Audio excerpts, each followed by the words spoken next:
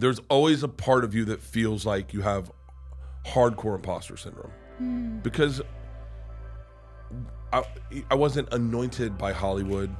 I've never had this one project that just skyrocketed me. It's always been this slow burn of like, you just gotta move tickets. You just gotta I gotta get a podcast guest the next week. I need guests for my cooking show, and it's just this like, just almost like a long walk where at some point you turn around and you're like, holy shit, where did is that? Look how far I've come. Yeah, look, and then, but you're like, I can't look backwards. I just got to keep looking forwards.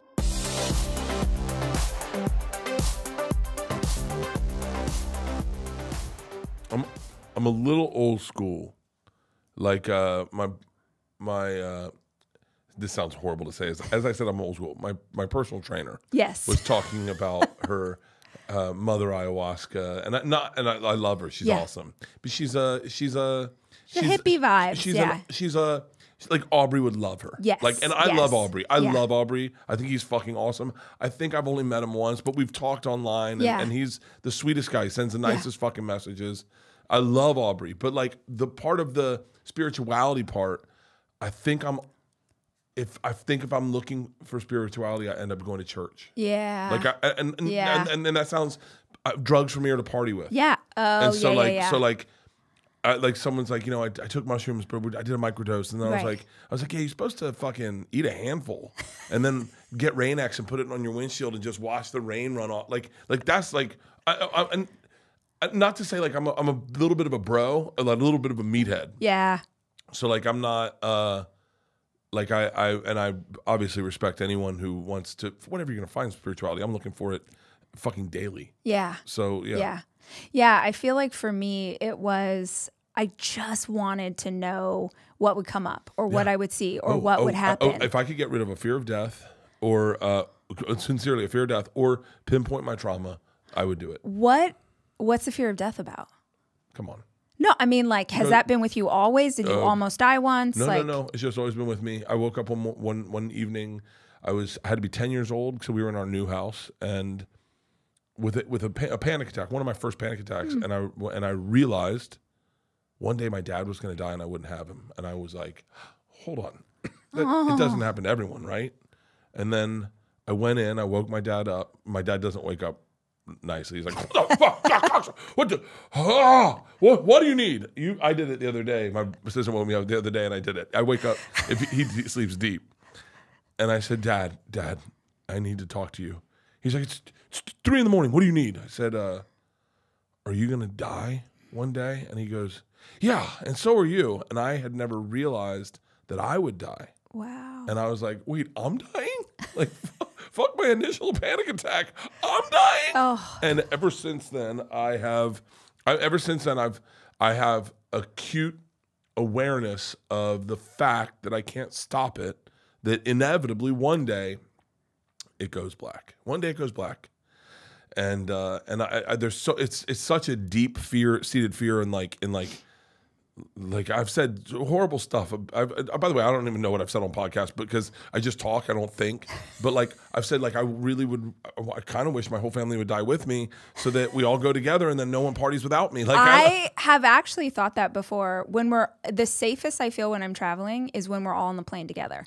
Is like, well, if we die, like we're all dying, and at least we'll be okay rolling in the afterlife together. I was on tour in Australia probably 4 or 5 years ago, and the girls and I went to Bali first, and then they came to Australia with me.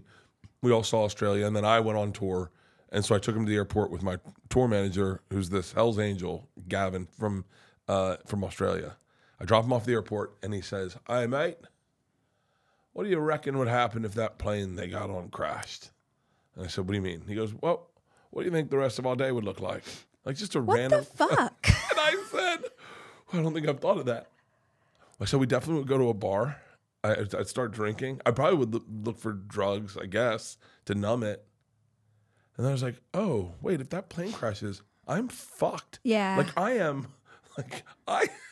screwed. Yeah. Like I'll probably stay in Australia. I'm gonna probably be homeless. I don't know. You're like, is that Did that used to be BERT KREISCHER? Oh my God. We said it the other day. We were on a hike, me and my daughter, and my other daughter's in college, but my daughter and my wife. How old are both the girls? 18. I had 18 and 16. Okay. And so, and I have to say this now because we're here. So my wife, I bought your book on the road one time.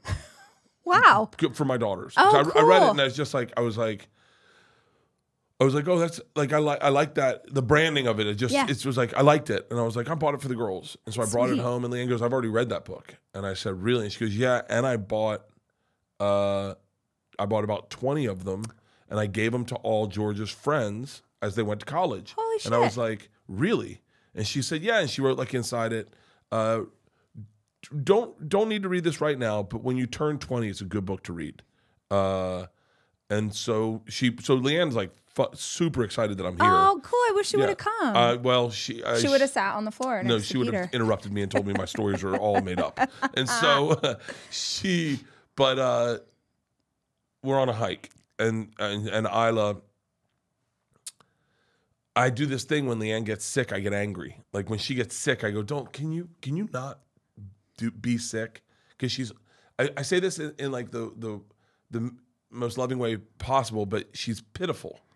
Like she's pitiful when she's sick. She's like, she really, and I don't like it. I don't like that version of her. Freaks you out. It bothers me. Yeah. Because I go, I need the strong Leanne, the bulldog Leanne, the fucking truffle hunting dog Leanne, like the, that's the one I need in my life. I don't like the, and Isla said, what if mom got sick and you had to take care of her? And I just went, oh, I don't think that would happen. I don't know. And I was like, suicide pact, I'd kill us all. I don't have that. I can't. No, I'd be like, I'd leave. God forbid. So I hope I die before she does. Does that fear of death drive you to live a better life? No. What? So you're afraid of death, but you're not really doing anything about that? No. So I think, I don't know who said it the other day, but he said, for a guy with fear of death, you sure are staring down the barrel of a gun. I like to live my life. I love living. I love the word party is dumbed down, but the idea of party, of festive feelings, of celebrating, of eventizing your life and making everything something to look forward to. Yeah. Everything is a thing where you're like, ooh, like having at least one of those every 2 weeks. And for me, they happen daily. I get them daily. But I've set up my life so that's it.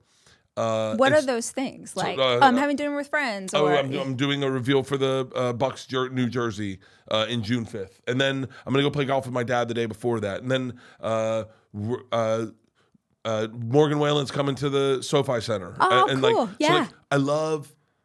And then there's the obvious one. My movie comes out Memorial Day weekend. Right. I planned or I helped plan for the most part the red carpet event. I'm going to do Drink Champs. There's a podcast I've really look forward to doing for a long time next Monday. Like things where I go, this is a good thing. So you're still like enjoying this. Oh, enjoying what? The success, the career, It's weird because, so we came from, and I don't know the right way to say this, but we came from this underground roots of the entertainment business. So like Hollywood overlooked a lot of us. Yeah. And we started doing podcasts, and then yes, I love this topic. I'm so excited to talk about it because comedians really nailed direct to consumer. Like you fucking figured out how to bypass every studio, every brand, everybody who said we are the gatekeepers and you need us to access, and y'all were like, fuck you. Yeah. We can go direct. So sorry to interrupt, but I love this conversation. And so a lot of us, I'll say Rogan included, who's one of my closest friends, were like, fuck everyone, I'm doing my own thing. Tommy did that, Segura, Rogan, Ari, Joey, Duncan, Marin to an extent, but Marin has gone and had a really amazing acting career recently. But like a lot of us just did this, like, we're going to do our stuff and then fuck everyone else. And then... And just out of curiosity, did you guys know what you were doing? No. Or you were just like, let's get microphones and talk and see what happens? I mean, respectfully, and I know that everything can get taken out of context, Joe knew so little what he was doing. Of course. He had snowflakes coming down the screen on his first few podcasts. No way. He was like, how do I turn this off? Like, I mean, and we really didn't know what we're doing because we were talking absolutely reckless. Whatever would shock us and make us laugh was the thing we said. Right. What year we didn't was even this? think this is 2009, 10. Oh, wow. 2010, okay. Maybe 12. I'm not really certain with times. I'm bad with numbers. But I remember the payoff was immediate. You got this fan base of like diehard fans who loved being a fly on the wall with these comedians, getting high as shit. I mean, you'd do a podcast and you wouldn't even remember what you said. Like legit. And you get phone calls from people going like, bro, what the fuck? And you're like, what do you mean? And you're like, you talked shit about me last night. And I'm like, did I? Were you doing it live? Oh, we were doing them live. They were streaming live. And there was no edit. Once you said it, you said it. Oh my gosh. And it went out everywhere. Oh, wow. And so, but the payoff was like, people were coming to our shows and we were getting a fan base and we were having a fucking blast. Yeah. I mean, there's no way. I mean, I'm doing Rogan in a couple weeks to promote the movie. Cool. And there's a part of me that there was part of me that if he said, hey man, can we just do it in LA at my old house, in my old office, that bedroom I converted into an office? Because that was it's still a blast doing it. Like the last time I did it, I think we did like 5 hours. But like, it's still a blast doing it. But those early days were like, there was like the special thing. Yeah. And we all started doing that. And then we all started getting success in different sort of ways. Like, you'd watch, like, I think Tommy was the first one to really start doing theaters in like a big capacity. I was still on Travel Channel, so I was like straddling the fence. Like I couldn't smoke weed on camera on Joe's podcast. They would turn the camera because one time a network exec called. He's like, yo man, you're fucking doing drugs on camera. And I was like, it's weed. And he's like, it doesn't matter. Yeah. He's like, they were owned by Scripps, which was pretty much a faith-based company. And he's like, you cannot be smoking weed on camera. So when I would smoke weed, they'd turn the camera away from me and I'd smoke weed. And then, so it was, and I was a little bit careful of what I was saying at times. Like you never know. Like, and so we had a fucking blast. And then we all started getting success in certain ways. I was still Travel Channel. I got fired from Travel Channel. Well, so I love this story and I've heard you talk about it with Joe and I would love to understand it more. So did you not have a plan to be a stand-up comedian? Like how did you end up hosting a travel show? Okay. So when I got into the business when I was 26, I don't know what year that was. I started doing stand-up. I started doing stand-up at 26. Here in LA? In New York. Okay. A place called the Boston Comedy Club. And in doing it, I got discovered very quickly by Will Smith, like 6 months into doing stand-up. I know. Yeah. What? I know. This is crazy. I've never heard this. I've had the craziest, I have the craziest luck. I have the craziest luck. And so I get discovered by Will Smith 6 months in. We sign a development deal. We sell it to Fox. I move out here for 7 months, live in the Universal Sheraton. Deal goes away. Kind of go, we'll figure out what we're doing. I move back to New York. I do a tour in Scotland, and in the middle of Scotland with a guy named Patrice O'Neill and Rich Voss. In the middle of Scotland, I get another offer to do a TV show and another development deal. I'd done a showcase. It went well. And so I get a TV show, and so I start hosting. This is really inside baseball, but like when it comes to talent in this business, you have different muscles. Hosting is a definite muscle. Being able to read prompter, talk to camera, interview someone, move copy forward, and be like, "Great, that's awesome. Let's take a look at the next thing." So that you have cheesecake, and what beer did you pair that with? Like that muscle is a muscle. Okay. And so I learned that muscle very young, and so adversely, I don't know if that's the right word. Adversely, I could get jobs and pay the bills by hosting bullshit pilots.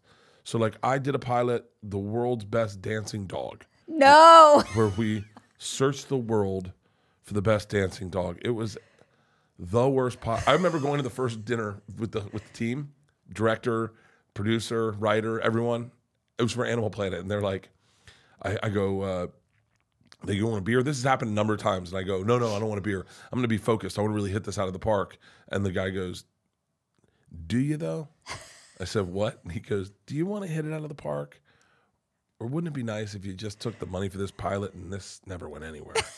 I went, what do you mean? He goes, do you want to spend the next 8 years of your life looking for a dancing dog? Look, we'll all do a good job, but let's not hit it out of the park. And I went, good point. I go, good point. And he goes, let's have a good time. Yeah. We're all getting a paycheck. Let's make the product and make sure it doesn't go anywhere. Right. And I was like, fuck, are you serious? And so I did that for I did maybe 25 pilots. So I had the TV show, I did a sitcom pilot, all that went away. And then I started making pilots. Some turned into TV shows, like the show BERT that I did, but most didn't. Some did. Some I did Fresh Baked video games. These shows that no one saw, but they pay good money. You make $130,000 for like 10 episodes, and you're like, it's great. $5,000 was my fee. Then it was $10,000. And some pilots were awesome, never went anywhere. Some pilots were absolutely horrible, and you just were like, and then I get. But I'm doing stand-up the whole time. Okay. And then I get an offer. What I was really good at was being absolutely terrified and hosting, but being scared and hurt. So like if you could fuck me up somehow, then it was like gold. Like I got mauled by a bull, viral clip. I was an MMA fighter. I got choked out by a Gracie.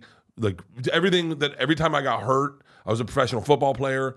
So then Travel Channel comes to me and they're like, yo, we want a guy to ride roller coasters for a living. I go, yeah, I'm not that guy. And they're like, no, we think you'd be great. And so I end up doing it, and they see that I'm afraid of heights and I'm afraid of roller coasters. And so I'm like a child. I'm a big fat child on these roller coasters. And like, this is great. We do Birth to Conquer, do like 2 seasons. It airs right after Man vs. Food. That's our lead in. I mean, we have huge numbers. And then, the whole time I'm doing stand-up, and that right then is when I meet Rogan. I think that's 2012. I'm probably 36 years old. I'm guessing. I'm bad with numbers. And so I do Travel Channel for like 7 years, and then one night I come into the Comedy Store, and Bill Burr and Rogan are in the green room, and I'm like, hey, guys. And it's awkward. It's almost like they were talking about me. And I was like, hey, guys. And they're like, hey, what's up? I was like, what are you guys? And then they just are like, your TV show sucks. I go, what? And they're like, it's not you. Like, you're not that guy. Like, you should not be hosting shows. You should be focusing on your podcast and stand-up. Now, I've been doing stand-up and I've been doing podcasts, but I've been phoning them in because I'm getting good money at Travel Channel. Right. And at this point, are you married with kids? Married with kids. Right. 2 kids. I wish I knew. Years would be important in this, but I'm really bad at like figuring out when this was. I can actually tell you. It was 2017. Okay. It was 2017 because I had an outstanding offer from this great guy named Gary Garfinkel over at Showtime to shoot a special at Showtime. It's an outstanding offer. One of the coolest things that ever happened in my career. Coolest things. Real short story just to celebrate a man who's passed. Gary Garfinkel. I'll get emotional telling this, but it was really cool. So I go to Montreal to run my hour for all the network execs. It's really stressful. Small comedy club. I sell it out because Rogan's starting to build base. And I'm in the green room. I'm nervous. And Gary Garfinkel comes up with a glass of scotch. And he sits it down and he says, congratulations. I said, what do you mean? And he goes, what a great fucking night. And I said, yeah. And he goes, you nervous? I said, yeah. And he goes, well, don't be. I said, really? And he goes, yeah, I'll buy your hour right now. He said, so know that I bought it and go out there and kill it and make it a bidding war. Oh, my God. He's a great fucking guy. Oh, wow. Yeah. So I cry on every fucking goddamn podcast. Why the fuck do I cry so much? I think it's because I'm getting old. So, no, it's because you're feeling it. Yeah. He was a great guy. He passed. And so they tell me you shouldn't be doing this show. You should focus on your podcast, focus on your stand-up. I shoot the Showtime for special. No one fucking watches it. No one watches it because I take my shirt off. There's the one note that this very sweet lady at Showtime said, like, if you keep your shirt on, you don't give them reason to change the channel. And I was like, what do you mean? Shit. She goes, if you take your shirt off, like you're actually giving him a reason to go, I don't want to see that. And she goes, it's a real decision. It's a choice. And I went, yeah, but I haven't performed with my shirt on in like 8 years. I don't know what I'm uncomfortable with the shirt on.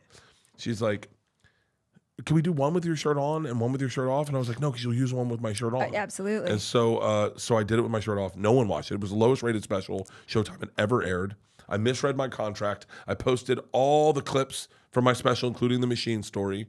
I post all of them on my Facebook. It's the lowest. People have heard me say this before, but I'll reiterate it because I think our concentric circles of our fans is probably very small. Yes. It's the lowest point of my life. My wife is redoing our house. I've been let go from Travel Channel. Travel Channel called and they said, we're not going to renew your contract. We don't have a space for you on this network. You say you want to be Anthony Bourdain. You are no Anthony Bourdain. We're moving on. I was supposed to do a Funny or Die tour. It was a big thing. It was called Oddball. I got pulled off for no reason at all. They were like, we'll save money. Take him off. And which was crushing because I'd canceled all my tour dates for the fall. For that. Yeah. My best friend Tom Segura is fat shaming me. It's going viral, right?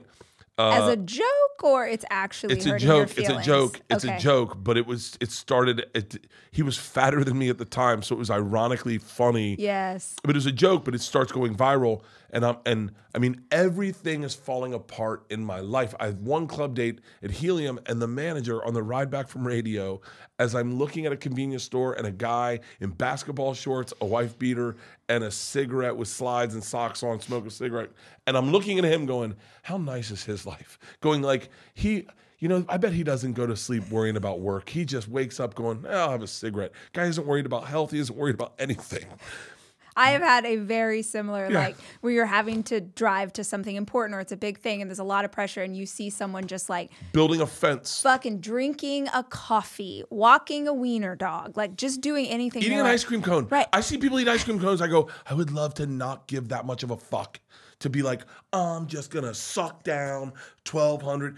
I would love to be there. I would love to. Now, I do it on my own time in different ways, but just the callousness in the street to be like, it's such a, So I'm driving, and the manager of the Helium Comedy Club looks at me. I'm not looking at this guy going, how great is his life? And he goes, how much longer can you do this? And I went, what? And he goes, what are you going to do this when you're 50? And I went, I never thought of that. I'm like, Jesus Christ. Everything is coming to a head in my life. My wife wanted me to get a vasectomy. Everything's happening. Everything's happening in my life. And how old were you, do you know? 44, I'm guessing. Okay. I don't know. What's 2017? Was that 6 years ago? 6 years ago. I would say 6 years ago. I'm 44, 43. 44, okay. I just turned 44. Okay. To make things, to bring it all to a head, I am getting paid $25,000 to do New Year's Eve at Oxnard's Levity Live, and no one shows up. No one. And I realize I'm now in this weird spot you never want to be in the entertainment business, where I know that I have tour dates set up for the year, but I know I'm not going to fill those seats. And I know that I'm being overpaid, and I know that I'll get this one run, and I will go back down to $1,500 a weekend. Yeah.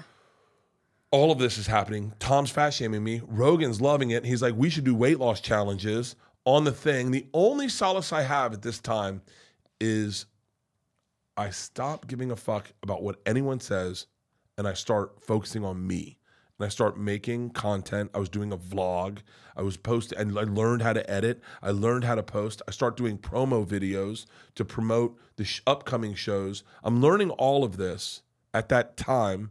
And I start editing videos to make fun of Tom because we're doing this weight loss challenge that's going to air on Rogan the first 3 days of the new year. We're going to do 3 consecutive episodes, the loser of which gets his beard shaved.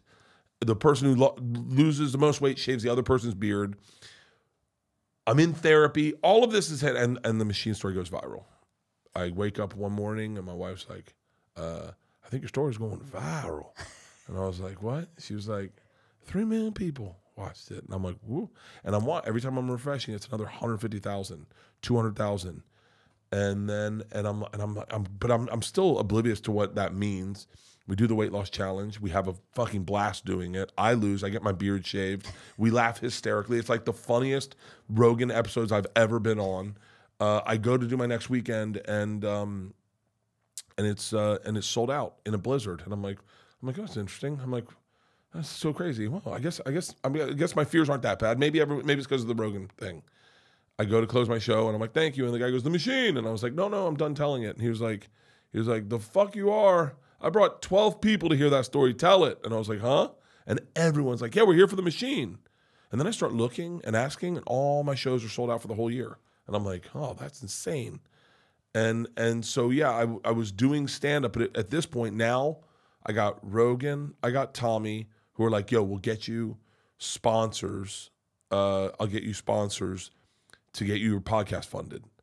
And so you got to get over 50,000 downloads per episode. And I was like, cool. So now I have a goal. And then I start making these promo videos going like very simple. If I've got a show here, I'm going to start making posters. I'm going to post the posters on Instagram. I start coming up with my own plan. Like Bert's in charge. Bert's the CEO of this company. Bert's doing all. I'm editing my podcast. I'm posting my podcast. The first week I get ads, I get $1,500 per read. And which doesn't sound like a ton of money, but I do 5 reads. And I do the math and I go, hold on. No managers, no agents get paid off that. I split it with just the ad sales rep, and I go, I just made more money than I made at Travel Channel. And my paradigm shifts. Yep.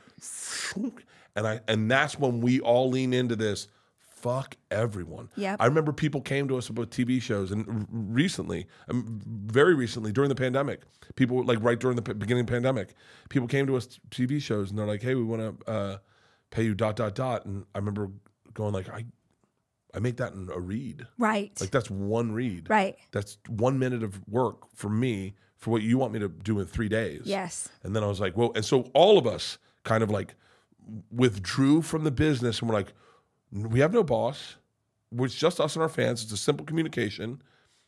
And they start building and you know, obviously Rogan turns into what is Rogan. I don't think none of us saw that coming. Right. And Tom starts building his little YMH empire and producing other podcasts, and he's doing theaters. And then, you know, I do a couple bump of theaters and a bump of theaters. Now I'm doing arenas, and then the movie gets bought. And I mean, and so to say, am I comfortable with the success?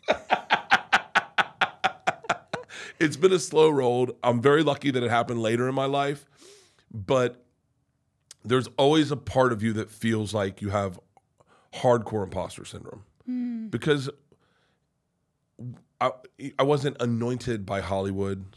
I've never had this one project that just skyrocketed me. It was always been this slow burn of like, just gotta move tickets. You just gotta I gotta get a podcast guest the next week. I need guests for my cooking show. And it's just this like, just almost like a long walk where at some point you turn around and you're like, holy shit, is that? Look how far I've come. Yeah, but you're like, I can't look backwards. I just got to keep looking forwards. Yeah. And so yeah, there's a part of me that really tries to enjoy everything, and then there's a part of me that's like, don't enjoy it too much because it might go away. Yeah. You know? Yeah. Every time I get into a town car, I always go, this might be the last time I ever get into a town car. I would hope you've made enough money by now that you can afford town cars. I can, forever. but I've had that thought a lot. I've done it. Yeah. Sometimes when I do 2 Bears, it's a very profitable show, so I'll fly private back and forth.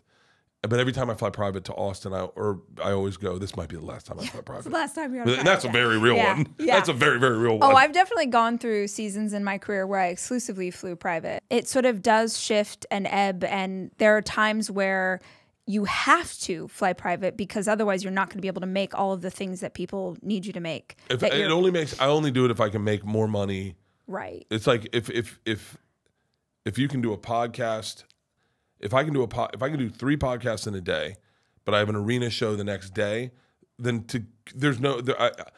if commercial flights stop flying at a certain time, absolutely, and they aren't going to get you there, or you're going to have so many connections that you're going to be exhausted for your show, it makes sense. And I know that sounds crazy, but you got to spend money to make money. It's very difficult for me because I have a hard time spending money. I have a really hard time spending money. Wait, are you cheap? Are you frugal? What do you mean you have a hard time spending money? I think I'm cheap. Are you? Yeah. Okay. How does this manifest? So I had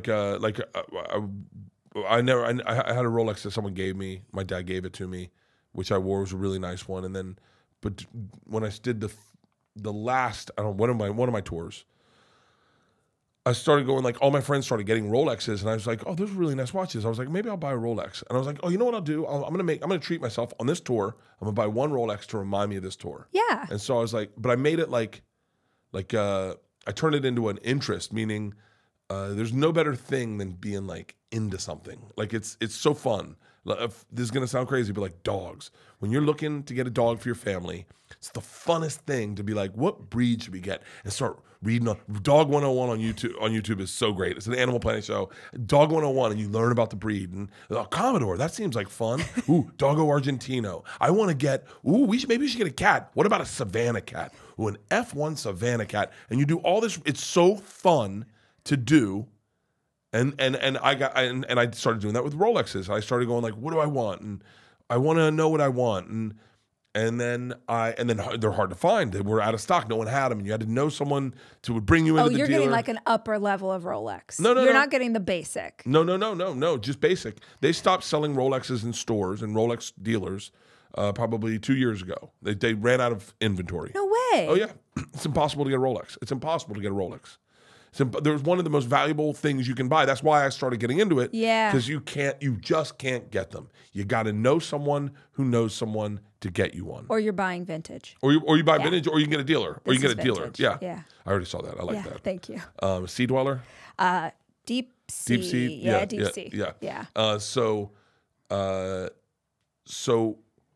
start going around. I see them, and every time I see one, I go, I don't know. And this is opportunities I have to buy one, and they're like, I thought you were serious. I just couldn't pull the trigger because I was like, it's a lot of money. Yeah. So even the ones I was looking at were all like 10, 12 grand. Yeah. I was like, that's a lot of fucking money. Yeah. So I'm in Vegas, and but I'm sorry to be super rude, but the percentage of that cost versus how much you make in a single night. Yeah. That's okay. Sorry. By the way, you don't even know what I make in a single Oh, night. I don't, but I'm like, it's a lot more than 12,000. It is a lot more than 12,000, and so, but in a weird way, I have a hard time greenlighting a $10,000 purchase in my head because I go, it's a stupid purchase. It's frivolous. It's like frivolous. Like I go, no, I'm not going to do it. And every time I get myself right there, I wanted it. But I couldn't pull the trigger. I was like, no. So I get to one in Vegas, and I take a picture of it. I send it to my dad, my wife, and Tommy. Leanne says, you should get it if you want it, which is a horrible thing to say because I'm like, well, I do want it, but I shouldn't get it. I shouldn't. I'm fine. I was wearing a Garmin at the time. I was like, this takes my heart rate. It's just, yeah. Almost exactly the same thing. Yeah, and so. My dad's like, it's nice, but it's a good-looking watch. The lady, very nice lady in Las Vegas, had talked to me and said, we don't have any inventory. And then I was like, yeah. She goes, what are you doing here? I said, I'm doing the Virgin Hotel. She goes, huh? I said, I'm doing a show there. I'm doing 2 shows tonight. She went, do you know Dave? And I was like, Attell? She's like, no, Chappelle. I go, oh, yeah, nah, not really, but yeah, I know, yeah. She goes, do you know Joe? And I went, yeah. And she went, okay, I got your watch. And I went, huh? And she goes, go get him the Submariner, black Submariner. And I was like, huh? And she brought it out. She goes, this is your watch. And I was like, and then I got really nervous, and I texted everyone. And then Tom texted me. He said, you are busting your ass. You're making a ton of money. You deserve to treat yourself. This is not an expensive watch. It's $10,000. Yeah. It's not, you're not spending $50,000, right. $100,000, $250,000 on a watch. This is, you can afford this. And he sends me this really sweet email. Leanne calls me. She goes, did you get the watch? And I was like, no, I walked out of the store. She goes, hold on. You deserve that watch. And then once they greenlit it, I went back and I was like, I'm getting the watch. And she goes, I knew you were getting the watch. Good. And so I got the watch, and I loved it. I would in my bunk in the bus, and I'd look at it and I go, oh, I love this watch. Oh, I love this watch. I texted the lady. It's the reason I have a relationship with her today. I texted her one night.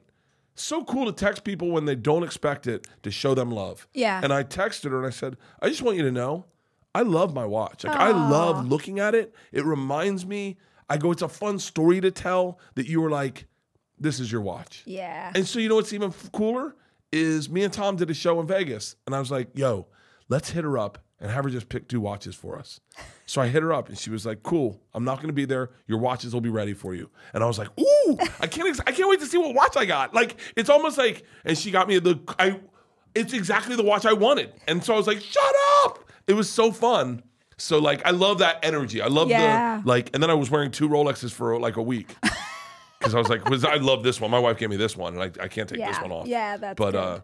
But yeah, I like loving things. To me, I had wanted one forever, and I specifically I like men's watches on women's wrists. I love that watch. Yeah, and it was so fucking expensive. I'd never bought anything that expensive before, but I knew that it was a goal. I had the money to afford it, and every fucking time I have put this on my wrist since then, 2 years ago, I am like, you are a badass. Yeah. You work fucking hard. Yeah. And this is the thing. I don't buy purses. I'm not into clothes.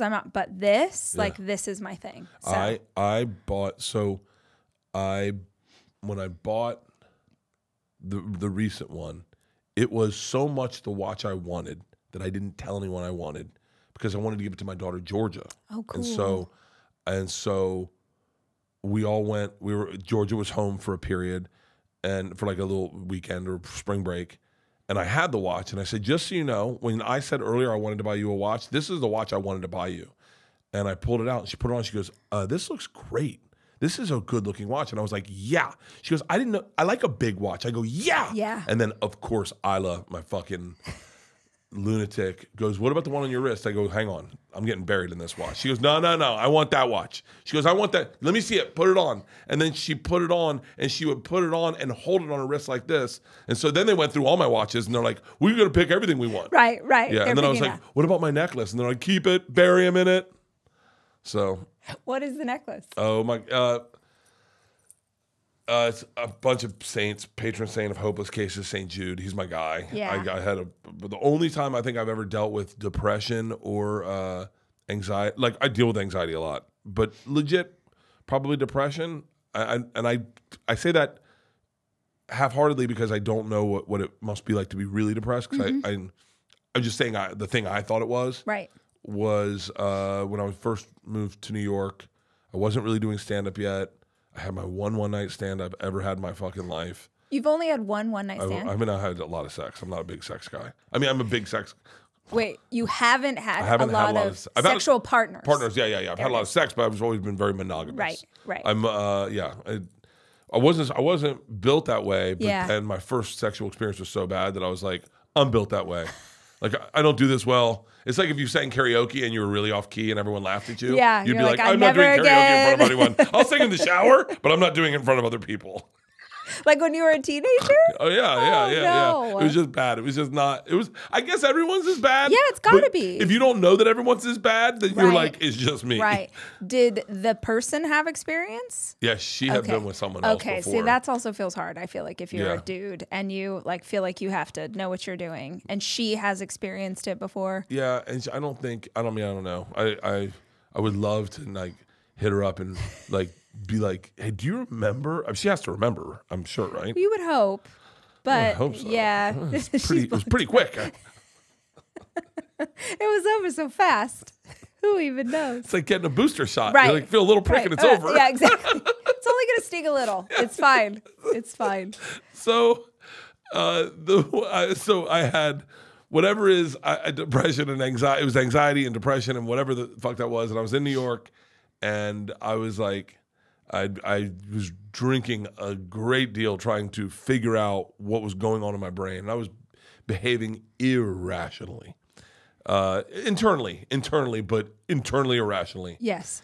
And my life was crumbling. I got fired from Barnes & Noble for working out in the basement in my underwear. Like, it was just, everything was happening that shouldn't. Wait, what? It was a long story. What did you do at Barnes & Noble, first of all? Just like a cashier? Books, okay. Books. I worked at the info desk and shelved books in the travel section, oddly enough. There you go. Ended up working at Travel Channel. Great. But if you went down to the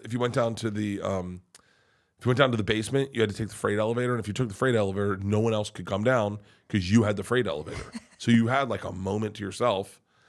And I went. It's the first real gay dude I met. I think his name was Andrew. This is your one night stand? No. No, I kind of wish. He was awesome. He was awesome. Yeah. He had come from the Midwest, and he was he had been in the closet, and then he moved to New York, and he had adventure stories every day he came home. He'd be like, let me tell you what happened last night. And we'd get in the freight elevator, take it down to the basement. I'd be like, he'd light a joint. I'd be like, keep going. And So I started taking the freight elevator down because I was taking diet pills at the time. They're called Ripped Fuel. Nice. I was taking 9 a day. The prescriptions. And you were irrational on the inside. It's shocking. Yeah, I know, right? 9. We all, didn't everybody go through a diet pill phase, though? I hope so. I definitely took something called Xenadrin, which was basically speed. Yeah, and you just tweaked out. And I remember I was living in LA at the time, and I was 19 years old, and I would go everywhere and be like, I would tell my roommate, people are looking at us. Why are they looking at us? And I would trip balls, super paranoia. And it took me forever to realize it was the diet pills. Oh, I remember coming off the diet. The Rip Fuel, it took me a while because I think we took Xenadrin too. I think my buddy... Sounds right. But I would take 3 Rip Fuels in the morning, 3 Rip Fuels in the afternoon, 3 Rip Fuels at night. And I was humming. And so I would go to Barnes & Noble, and I would take the freight elevator down once or twice or 3 times a day down to the basement, and I wanted to get me in shape, and so I'd just do push-ups. I mean, I'd lift boxes. I did squats. I did everything, but there was no air conditioning in the Astor Place Barnes & Noble. Of course. So I'd take off all my clothes. Of course. And do, because the first time I do it, I come up, I'm soaking wet, and they're like, what's going on? I go, it's really hot in here, right? And they're like, it's not that hot. And so I would take off all my clothes, I'd do my workout, and then I'd put my clothes back on and come upstairs. And then one day, my manager, I think his name was Dwayne, said, you spend a lot of time in the basement. I was like, well, yeah, the books are down there. He's like, yeah. Are they? Yeah. He's like, you're down there a lot. And I was like, yeah. And he's like, you know we have cameras, right? And I was like, I didn't know that. He was like, you're fired. I was like, cool. Yeah, that makes sense. What's so funny about that story is as soon as he said he was fired, there's another thing that happened on that day that I've never really spoken about, but they had hired. Dwayne had earlier asked me if I wanted to be a manager, and I laughed and I said, at Barnes & Noble? He was a manager. I just laughed at the job. He was offering me his job. And right. I go, at Barnes & Noble? Absolutely fucking not. And he goes, why? I said, I'm a comedian. And he looked at me and he goes, are you? And I said, yeah. And he goes, looks to me like you work at Barnes & Noble. And I went, no, but I'm a comedian. He goes, how much money do you make doing that? I said, none. And he goes, you work at Barnes & Noble. And then they hired a woman who was spoke Russian. Now, the big thing for me was that I had this Russian. I never told them the story, but I think on my application I have a minor in Russian. I put that down. And he's like, Bert, you speak Russian? And I was like, yeah. And I walked in and she said something. And I went, oh, конечно, конечно. I just said, of course, to whatever the fuck she said. I had no idea, and I got fired that day. And when he fired me, I said, I quit. And he goes, fantastic. And I went, really? And he goes, yeah. And I went, yeah. And then I got home. My sister was in town. I had gotten up, gone to work, got fired when I got there, came home. She was like, you're back quick. I go, I quit. She goes, you quit? I go, well, he tried to fire me, but I quit. And my roommate, Ty, goes, so you're not getting unemployment? I said, what's that mean? And he goes, I go, is that why you said fantastic? And he goes, that's definitely why you said fantastic. Yeah, you missed out on that one. Spoke to blunt with my sister and drank a 40. She goes, let's get fucked up. It was the greatest. Those moments. Not giving a fuck is there's powerful, we were listening to your podcast coming over here, and it was 6 things you refuse to tolerate. Yeah. We will be saying, don't yuck my yum for the rest of our fucking lives. Oh, cool, guys. We will be saying, because I yuck his yum all the time. Oh, really? I yuck his yum. We were going back and forth. I go, I hate when people yuck my yum. I go, Leanne yucks my yum sometimes. And he's sitting there next to me. He's like, you definitely yuck my yum. What are some of the things you're into? Oh, I'll tell you what his yums are. His yum. Man, you yucked my yum when I put on that shirt today. You're like, yuck each other's yum. Okay. He is very into fantasy science fiction books. Like what? Oh, get ready. Hold on. When I say he's into it, he is genuinely, it's his escape. And so we walked into a bookstore, I think in Europe. North Dakota. It was North Dakota. I'm not good with details. Almost the same thing. And we were like, maybe we'll all get a book and read a book. And he was like, okay. So he goes over to fantasy, and the guy goes, so what are you into? And Peter had read more books than the guy that worked at the bookstore, who was admittedly a diehard sci-fi fan. He goes, have you read the Tobars? And he's like, Tobar? All 6 of them? The looking into the window, into the mirror? And he's like, you read those? He's like, I've read all of them twice. Next one. And the guy's like, Philibin? And he's like, Philibin? I've read Staring into the Sun with the moon behind it. I mean, it was like he went, I'm yucking his yum right now as a joke, but he knows all of it. My buddy's, I probably can't say too much of this, but my buddy's producing a movie, and we were all sitting around, and he goes, yeah, I got this movie, three paces to the dial or whatever. And Peter goes, are you doing book 6 or book 3? Where are you starting? And he was like, you've read it? And he goes, I've read all of them, of course. And so it's so not like him, because he's good looking, he's in great shape, he's athletic. You don't expect him to be the guy to be a nerd. I love it. And so I yuck his yum about that, and I said, I'm going to stop yucking your yum. I'm going to yum your yum, and I'm going to start reading fantasy books. Are you like, do you go to like Comic-Con? Like you're that into it? Okay. Feels like you should try. Yeah, come on. I bet you have a boss who could get you For his birthday, we were in Australia, and we're like, it's your birthday, what do you want to do? And he goes, can we watch Dune? And we were like, sure. The original or the new one? The new one. Okay. And so... I'm also a book nerd, not fantasy, but I get it. And so we put my mattress from my bed into the living room. We turned it into a cuddle dungeon. Everyone that works for me. More than just the two of you. Oh, correct? it was me. Okay, it was great. I love to leave that in the air. It was just me and him.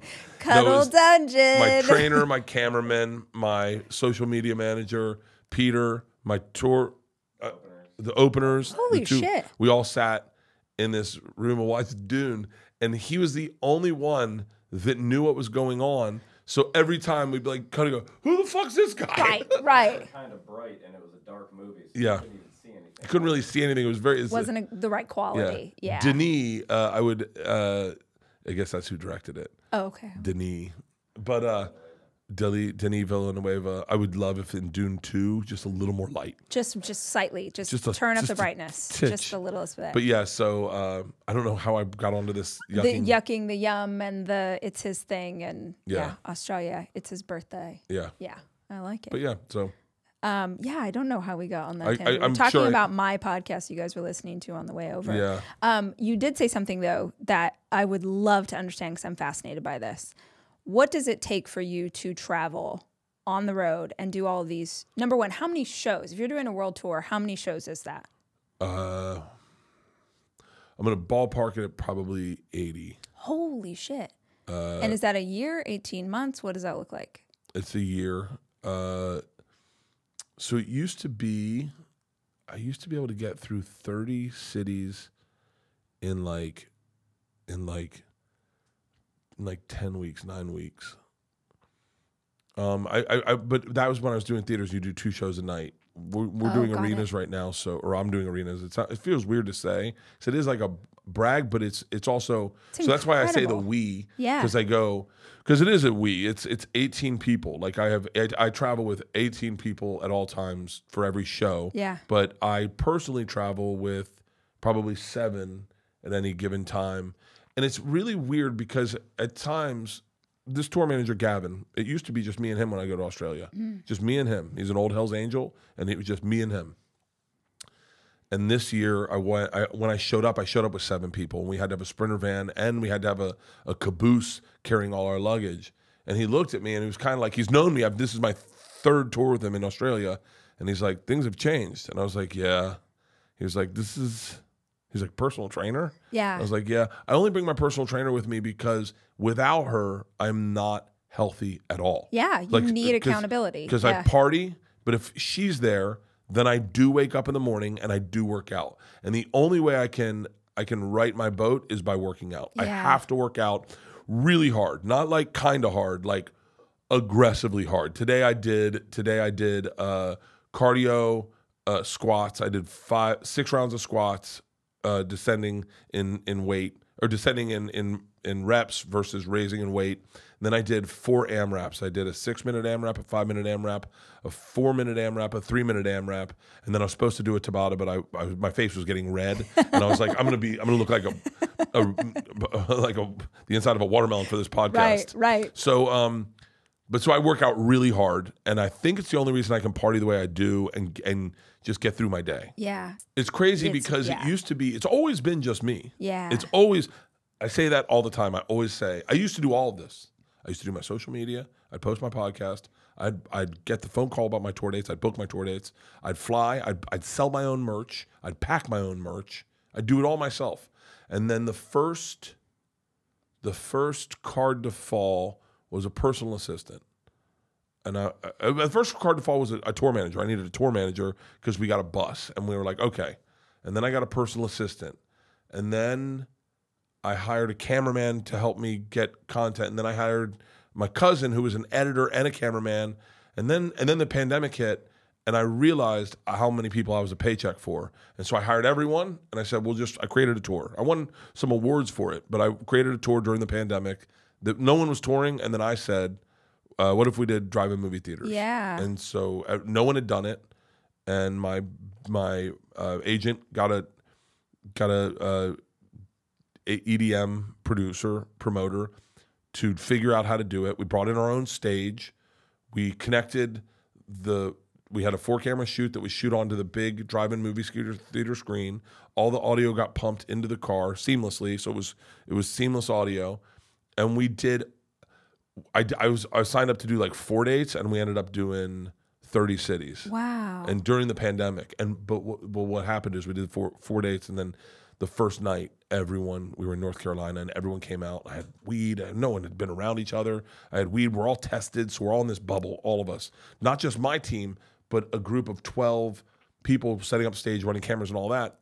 Bring out weed. We all have a beer, and everyone's like, dude, I was struggling. Yes. Thank you for doing this. Like, thank you, man. And if you do any more, please hit me up. And I was like, so I called my agent, and I was like, just book us out for as long as you can. Wow. So we stayed on the road. We lived on the road during the pandemic and did 30 cities. I think we did something like 70 shows. And how do you manage that and have a family at the same time? Oh no. I wish I had an answer for that. Well, is it, and every family is structured in a different way, but is it like, do they go with you or no? It's just like, this is your job. You're going to go do this thing. And then how often do you get to see them when you're on the road? I don't know, not often. And so I wish there was like a good answer for this. I wish someone I know what I'm supposed to say. No, right? you don't have. I am genuinely curious. It can be depressing if you look at it in a microscope. Yeah. But when you look at it in the wide shot, it's not as bad as you think. Like, yes, I go to Europe for a month and do a tour. I go to Australia for a month and do a tour. I go on the road, and at times, as busy as I am, it isn't. And with doing a podcast in Austin, it isn't time effective to fly back to LA and then fly out on the road. Or I just go to Austin and do podcasts and then come home. And I live on the road for a month. It's all my daughters really know. I'm not saying it's ideal, but it's like, and I used to defend it by saying, dads go to Afghanistan for 2 years. Yeah. Dads do certain things. Parents, I won't say dads, but parents do certain things. Ali Wong runs a very successful business. She has an amazing show on Netflix. She's got 2 young kids, and she produced it, starred in it, helped write it. I mean, parents do make sacrifices, and kids make sacrifices, families make sacrifices. I don't know. I mean, it sucks. It sucks. I'm very emotional about it. Like if I talk about it, there's this clip of me and this guy, Chris DeStefano, who's a young comic, and he just has 2 kids, and he gets emotional. It's a good clip if anyone wants to find it. And he goes, I'm on the road, and I'm saying I'm watching my daughter swim meet on a phone, and I'm thinking, it's good money, but is it worth it? And he's like, tell me how you do it. And I just start bawling, crying, and I go, I'm drinking at 10 in the morning. It doesn't get better. So no, the reason I ask is not because I think there's any one right way to be. It's because I think it's very easy for people to see your level of success and not obviously see the backstory that you've told us about today, but also not see the sacrifice. Like, I think, especially with your brand, can seem silly. Yeah. Or that's I don't mean that offensively. I've never wanted to be a serious dude. Right, right. I'm not a serious guy. I'm not a good serious guy. Like if I don't know about whatever's going on, meaning I understand the big picture of what's going on in the world, but like I'm not a guy who, like, I'm not a guy that's going to talk about a lot of social issues, because that's not my job. That's not my job. It is other comics' jobs, right, but it's not my job. My job is to make sure that if you're going through some shit, you can disappear and come to my show and you won't think about your shit. That's it. It's like, that's what comedy did for me, and it's what I want to do for comedy. I've tried at times to, and I've done it good and bad, I think, at times, but like to like things that I thought were important. You in that same podcast, you talked about normalizing women or bleeders having periods. I love that you call them bleeders. I'm stealing that. I'm going to start calling. Please I do. only have sex with bleeders, and so it's the greatest. It's the fun. I'm totally stealing that, and so and I did a bit about my daughter having her period on one of my specials. Oh, right. Yes, I saw this one where you had to go. Yes, yeah. And in Australia, it was not normalized to talk about that, and I got in trouble for it. But I got in trouble. I knew I was getting in trouble for it. I had gone in and I said in a pre-interview, what would you like to talk about? And I said, I got this, and then I was like, I think it was a young lady doing the pre-interview, and was like, I told her about, she goes, I saw this thing that you did on Conan about your daughter having her period and you throwing a period party. Can you talk about that? And I was like, well, yeah, of course. But I go, is that okay? And she goes, I don't think so, but I think it'll be great. Like, I think it'll be, she goes, I think the majority of Australia is, but there's an older group. And she goes, one of the guys is not going to like it. So if you're prepared. And I was like, yeah, fuck that guy. So I talked about it, and he came out the next day in the paper and was like, that's disgusting. We do not speak about women's periods. Oh my God. And so, but then adversely, like, I did it because I was like, yeah. Also, Georgia had a rough time with getting her period. It was like really tough for her. Really tough. I mean, I wasn't there, thankfully. The joke I think I said is I would have been like, what was the joke I said? I wish it was good. Thank God I wasn't there. I would have been like, all right, you go to the river and do laundry for a week. You're dirty. And but I knew it was hard for her. And so when Isla figured this workaround for herself, I thought sharing it was the coolest thing you could do for other little girls that were going to have a hard time with it. And now, granted, I probably should have consulted both of them first before I talked about their period. No way you did. Oh, no. Okay. I was going to ask this because you do share a lot of stories about the women in your life. Yeah. But they don't know in advance? No. I got this story about Isla in therapy that's so fucking good. It's so good. And I know that she may not want for me to talk about. I go, look, everyone's in therapy. Everybody's in therapy. Leanne put us all in therapy. Yeah, good for Leanne's Leanne. like, everyone's in fucking therapy. And it's so good. She told her therapist, she said to me, she's like, my therapist said that you making me sit on your lap after a fight that I shouldn't do that. I go, hold on. I've never made you sit on my lap. She goes, I know, but like I was telling her what really happened and she didn't seem to agree with me. So I had to make it a little worse so she understood how I felt. And I go, you're lying in your therapy? And she goes, well, I don't consider it lying. And Leanne goes, this is what you do. And I went, no. And then I go, I need to talk to your therapist. And Isla goes, oh, she would love to meet you. And just walks out. There was one time where I had, during the pandemic, I took Isla therapy and it was like, it's fucking no one out. And so I'm not going to just drive home. I'm by myself. Leanne and Georgia are somewhere. And so I just pull in the parking lot. I take off my shirt. I light a cigar and I sit on the hood of my car, smoking a cigar for an hour. Getting some sunshine. And Isla walks in and her therapist is looking out the window at me and goes, take a look at this guy.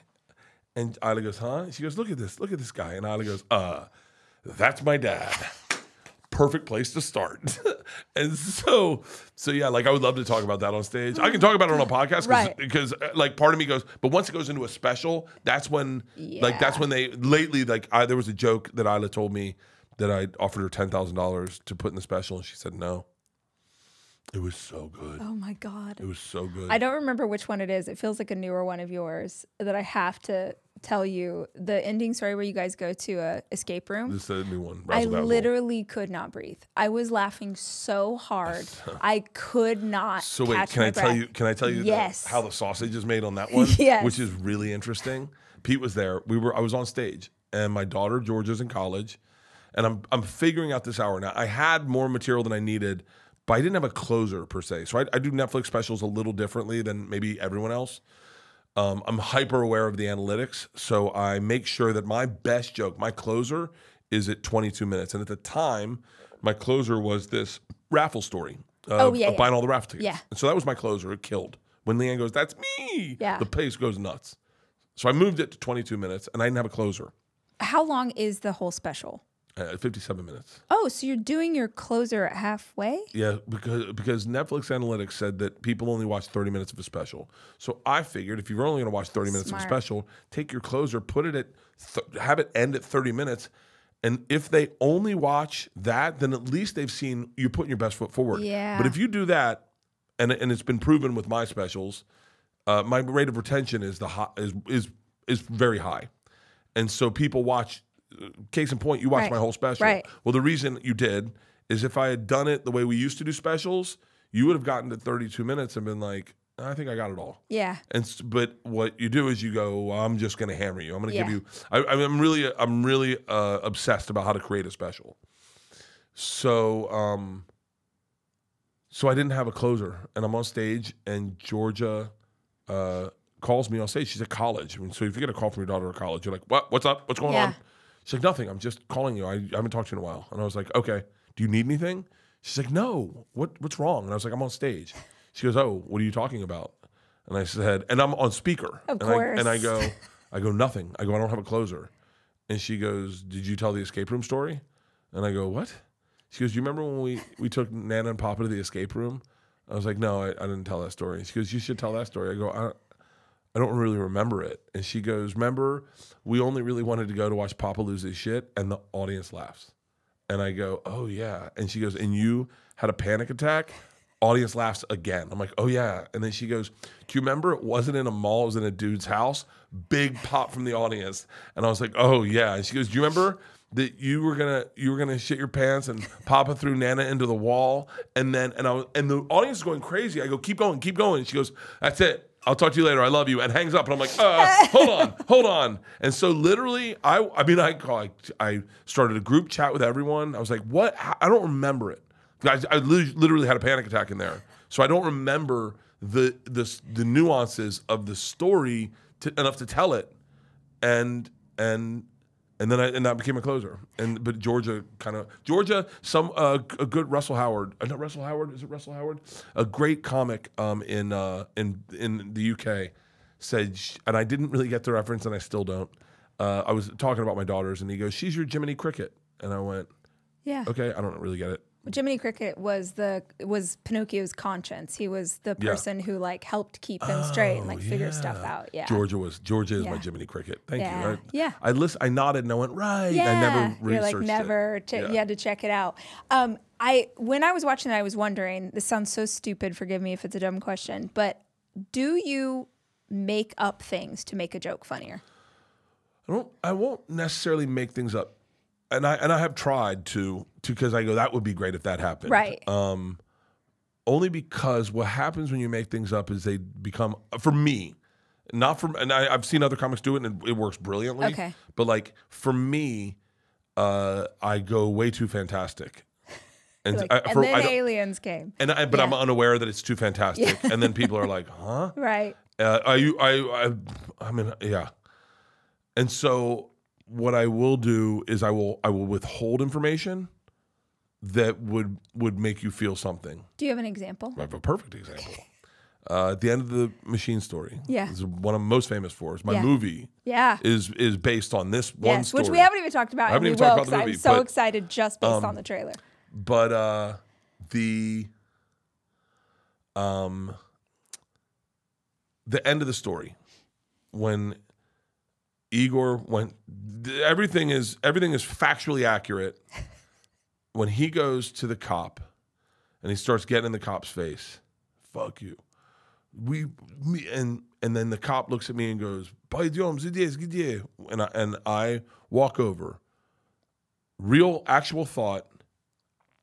My actual thought. This isn't how I planned on spending my second junior year in college. In the gulag in Russia. I'm in trouble. I'm going to jail. Now, halfway through that walk, I realized that the cop and Igor were smiling to each other. And I was like, oh, shit. And by the time I got to the cop, I realized I'm not in trouble. By the time I got there, I already realized, I think I'm cool. I don't think I'm in trouble. And the cop's laughing, and he just smiles, and he gets in real close, and he goes, so I understand you're the machine. 100% true. But I leave it in the story. I withhold information so that you feel like I'm going to jail. Right. What's he going to say? You have to do it that way because it's how you tell a story. You know, I'll withhold a fact to let it reveal. I have a perfect example. Georgia, when she was young, broke her jaw. Crocs. Tripped on Crocs. That's why I've never worn Crocs to this day. I've never put a pair of Crocs on my fucking feet. She broke her jaw. Doctor said it happens all the time in Crocs. That's what the doctor said. Watch Crocs stock is just going to plummet. Just got that. They were waiting for you to talk shit, and now it's going down. Broke her jaw. I was not a good parent yet. Like I was still young dad. I melted down. We had to take her in to get her surgery in Beverly Hills. Really expensive doctor. Leanne told me, take a Xanax. Because I don't need to deal with two children. Right. Like, I was going to stay with your sisters, but we need to be there for her. So we take her in. We take her into the dentist early in the morning, 6 in the morning, 7 in the morning. It's before anyone. He shoves us in. It's an emergency surgery Monday morning. They go to put her down, and they can't find a vein. And they're like, okay. So the doctor says to me, listen, we're going to put gas over her face, but we need her breathing evenly. So you need to, because if she holds her breath, and then breathes it. We need her breathing evenly and calm. That's how you receive gas. So it would be really helpful if you could help us do this. And I'm like, hold on, I'm not the parent for this. I'm not the parent for this. And they're like, but Georgia keeps going, Dad. And so I go, okay. So I'm with them. We have the gas. I said, baby, we're gonna breathe in the gas. It's sweet air. It tastes really good. She's like, okay. What happens when I breathe it in? I said, you're gonna go to sleep. She says, what if I don't wake up? And I'm like, it's a great question. Hold on. I go, she's wondering what happens if she doesn't wake up. And then I say, do we take the body home with us? And I'm like, okay, this isn't good. Like, I'm melting down. I was like, maybe I deserve the gas. And so Leanne's like, honey, calm down, help him. And I'm like, okay. I go, baby, I promise you're waking up. And I'm like, please say this promise fucking follows through. I don't know if I can live my life without this child. And I go, okay, you're going to be fine. And I go, breathe with me. Let's breathe. And so we breathe, and they put it over her face, and she goes out. And immediately, they're like, it's go time. Everyone out of the fucking room. I melt down. I mean, sobbing, crying, so that I go into the bathroom. I'm crying so hard. I'm looking in the mirror, and I'm laughing at how vulnerable I allowed myself to become. I am sobbing, crying uncontrollably. I go into the waiting room after 5 minutes in the bathroom. I go into the waiting room. Leanne's crying in the waiting room. The waiting room's now packed. There's people in there. It's open for business. There's a kid looking at his dad going, you said this wasn't going to be that bad. And there's this black woman who's like trying to calm me down. Like she's looking at me, trying to make eye contact. You know how black women can kind of, you've seen The Matrix. They can relax you. And so she's like, but I'm not having it. I'm so blurry-eyed and crying uncontrollably in front of strangers for 10 minutes. 10 minutes, sobbing. What if she doesn't wake up? They come out. It's been 15 minutes now. They come out and they go, your daughter's fine. The whole waiting room applauds. Thank God. We go get her. It's an expensive dentist.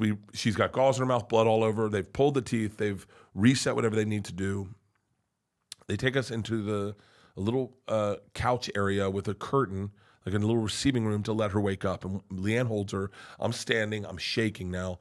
I'm in front of the curtain, and I'm just going, we're fine. We're fine. Curtain opens. It's the black chick, Whitney Houston. What? Whitney Houston puts her arm around me, and she goes, it's tough being a daddy. And I was like, It's Whitney fucking Houston. Leanne, Leanne, I swear, on my child's life, on my child's fucking life, on my child's life, may my whole family be struck down. I swear to God, on my life. Leanne drops Georgia. She's like, go. Whitney Houston sits down with Leanne on the couch, starts stroking Georgia's hair, and is like, I've been there. It's tough being a parent. It never goes away. Look, we have this great fucking 5 minutes with Whitney Houston. She starts singing. She's like, I will always. Georgia starts away, Whitney. And so, no, that didn't happen. But the doctor goes, Miss Houston? And she goes, yeah. And he goes, hey. And now she leaves the curtain. He goes, where's Kevin Costner? And are you fucking kidding? Swear to God. And Whitney Houston says, someone put me to sleep now. Now, here's the caveat. We got the anesthesiologist was available because Whitney Houston had an appointment. Whitney Houston gets put under to get her teeth done. So we got that, and Whitney Houston paid for the fucking anesthesiologist. Now, here's the thing. When you ask if I lie during a story, okay? No, there's no lie in that story. Okay. But if my wife told you the story, she'd go, did I tell you about the time we met Whitney Houston? And I go, you save it for the fucking end. That's the end of the fucking story. Well, no. We got in the waiting room. She was in the way. I knew it was Whitney Houston. What do you think? I'm stupid? I'm not going to recognize no Whitney Houston? She was sitting right there. She had 2 big bodyguards. Who the fuck comes to a dentist's office with 2 600-pound men that sit right now? It's Whitney fucking Houston. It's one of the most beautiful women in the world was sitting in the waiting room. I'm like, that's not how you tell a fucking story. Learn how to tell a fucking Moby Dick. Did I ever tell you about the time that captain got killed by a whale? No, it's you fucking... Tell the story. Learn how to tell the fucking story. And Leanne goes, I knew it was Whitney. Well, you made me look stupid. You didn't think I knew Whitney Houston? I knew Whitney Houston. My wife's not that redneck. But even that, like that, like when you go, how much truth is in your story? There's truth in my wife's accent. But I make it a little worse. And she fucking hates it. With every special, it gets more and more pronounced, which is I come from some pretty white trash stock, so I really appreciate the Leanne stories. Yeah. So, how do you work out a new that story? Yeah. Because I don't know. Oh, that story is just.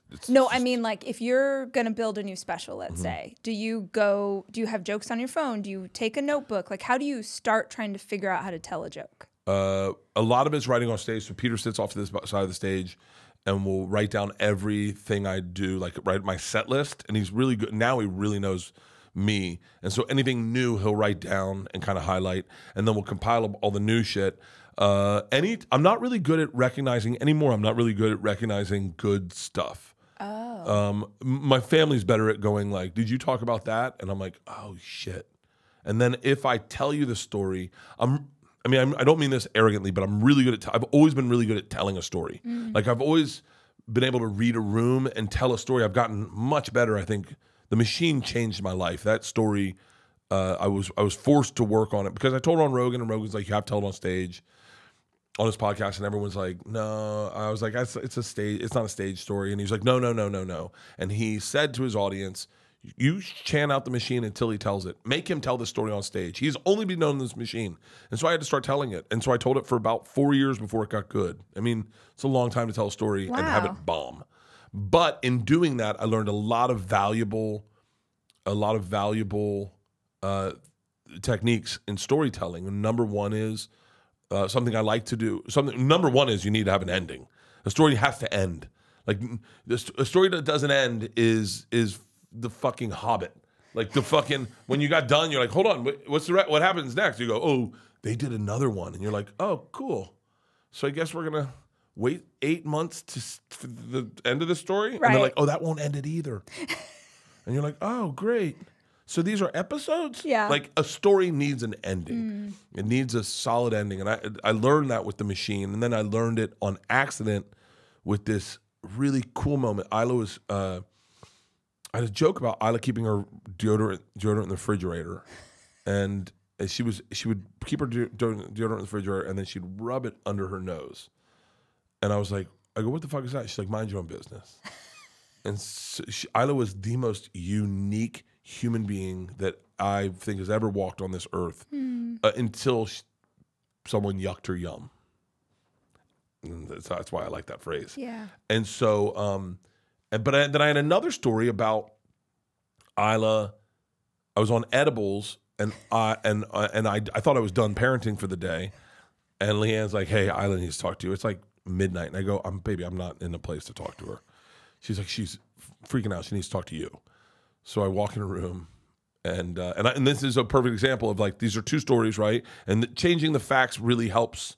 Changing the location for me helped the story maneuver. So I was liberal with changing the location. But I walked into her room. This is the true story. I walked into her room and she goes, I was like, "Hey, what's up?" She's like, "Hey, come here." I go, "Okay." And she goes, "Closer." So I get all the way down to the bed and she looks at me and she goes, "Do you believe in time travel?" And I'm like, "Wait, what?"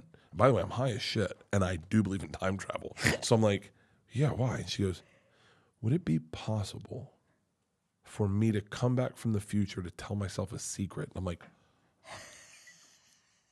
"Yeah." I go, "Why? What's the secret?" And she goes, "That's all I need to know. Good night." And I'm like, hold on, what?" And she goes, "Dad, I need to go to bed. That's all I need to know." And I walked out of the room, and Leanne's like, "What was it? What did she want to talk to you about?" I go, Nothing.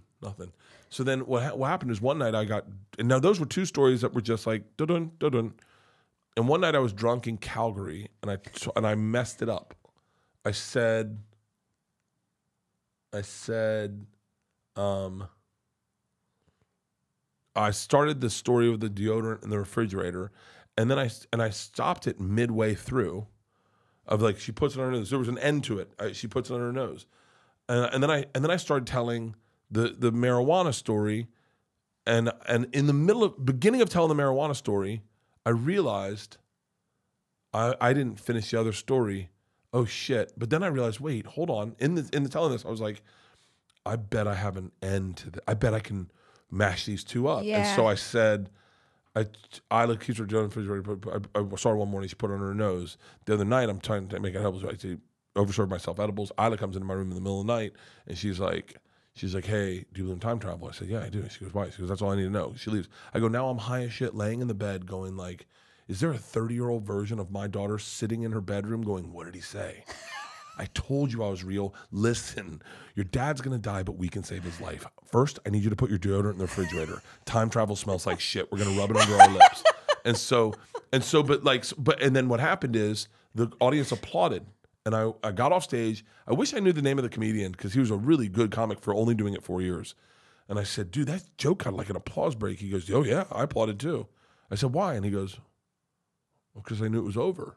And I went, and then if you watch Hey Big Boy, every fucking story has a nifty bow tie on it. Yeah. Like I'm like, and ta-da. And so you can't get too smart for your own good. But like that was the number one thing I needed is like, if you're gonna tell a story, you should let them know it's over. And do you pay attention to, or maybe Peter pays attention to, people laughing like, "Oh my God, that killed them. They laughed so hard." Drag that beat out longer. Do that bit again because it's so funny. Like, how are you figuring out the pacing of those stories?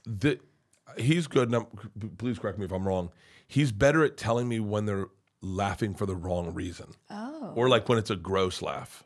Oh, what do you mean? Or like applauding as opposed to laughing. Yeah, like things like that, where you're like, you can say things that, I mean, there's a lot of comics that do it, and I'm guilty of it too, I'm sure at times. You can say things that makes them happy.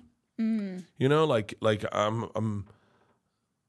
I saw a comic, I won't say his name, and hopefully he never sees this. I love this dude. I'm gonna guess that most male comics do not listen to my podcast, so you're probably safe. He said, "I don't believe in global warming," and the audience went nuts. And I went, "That's crazy." I wonder if he thinks that, like, he just is saying, "Hey, we all think alike, right?" Right. Like, so I try to avoid that, but I'm guilty of it. I'm guilty of it at times. But do you feel like it's cheap? Like it's a cheap laugh? Well, it's like you're not getting a laugh. You're like saying like there's a lot of things I could say that I assume my audience would be like, yeah. Yeah. Have you always not given a fuck, or is that something? No, I give people, anyone watching this that knows me knows I give a lot of fucks about a lot of things. What do you give fucks about? I give a fuck about, I'm very sensitive. Oh. I'm very, very sensitive. So like I stay off of anything, and I'm a dyslexic and I'm a bad reader. Mm. So if I get into the comments, I read fast and I misread things. And so people will try to compliment me and I'll take it as an insult And I'll be like, and so I stay away from that. I'm off Twitter entirely. Yeah. I haven't been on Twitter for a while, except for a burner account that I created because Rogan sent me a fucking text about some shit that I wanted to see, and I was off Twitter, and I gave all my passwords to everyone else, so I couldn't touch it. So then Twitter was like, "Would you like to create an account?" And I was like, "I can create an account." And then I was like, "Yeah," because I kind of missed Twitter news, right? Yeah. So I created an account. What I meant to write was the username. Oops, I did it again. But what the account I created was, oops, I did it Asian. But what's even worse is I also misspelled Asian. I didn't have my glasses on, and I'm dyslexic. So that's the last time. So I got off Twitter because it was too funny of a story. I had to tell everyone about it, and then now that burner account's dead. So I'm like, all right. So I'm super sensitive. So I kind of like this movie will make me. I'm very vulnerable because I want everyone to like it, and there will be people that hate it. There has to be people that hate it. Absolutely. No, not everyone's going to love this movie, and people will hate me. And that I'm hyper aware that that's gonna.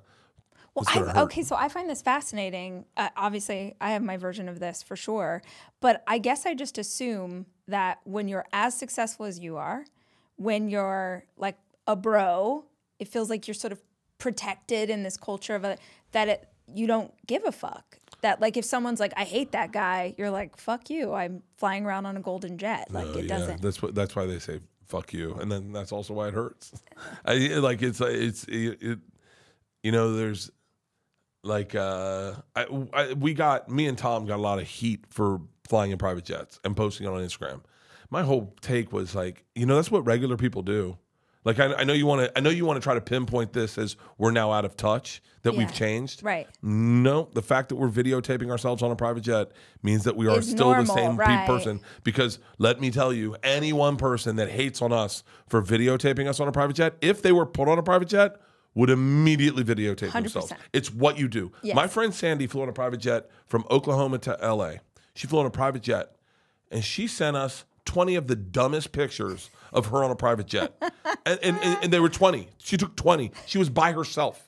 She's just laying down, sunglasses up, glass of champagne. It's what you do. It's a natural thing. Right. When you get something really cool to happen to you in life, you want to remember it for yourself, and you also want to share it for your friends. What you don't realize is that your people that don't like you will also see it. So like but I am hyper aware that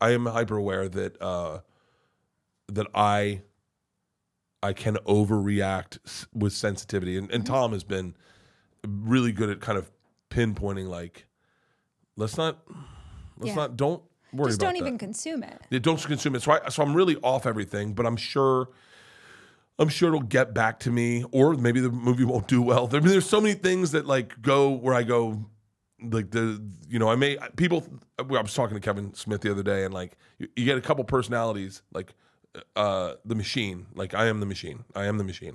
Today I'm the machine. I'm doing this interview. I'm having a fucking blast. I will go home. I'm gonna make Mark Hamill lunch. Shut up. Okay, we have to talk about this because how do you have Luke Skywalker as your fucking dad? Were you dying when he took that role? Yeah. Or is he like your best friend secretly and I don't know? No. It was really cool. It was we were in a Zoom meeting. My wife was a part of all the casting. Like I'm not saying she was the casting director. She absolutely was not. But she was in every casting meeting. That's cool. Because it was people playing our family, playing her, right, playing our daughters, playing my dad. It was like it was like very intimate. And so my wife had a really strong part in casting the woman who played her. She fell in love with her and then was like, I love her. And what was she eating? What were those called? When we cast her, will we find out? And so we cast her, and then Leanne texted her, what was you eating? She was like, they're called flip sides. I don't know why I'm giving Stephanie an accent. So